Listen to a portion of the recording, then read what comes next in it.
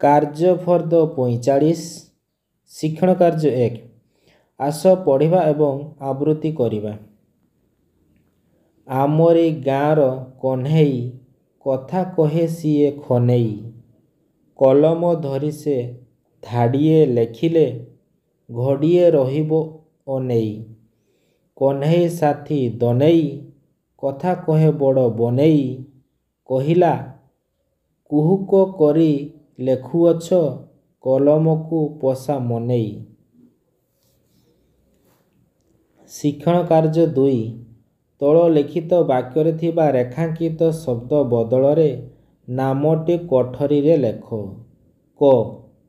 କଥା କହେ ସିଏ ଖନେଇ, କହ୍ନେଇ। ଖ. ବଢ଼ିଆ ତା ହାତ ଅକ୍ଷର, ଦନେଇ।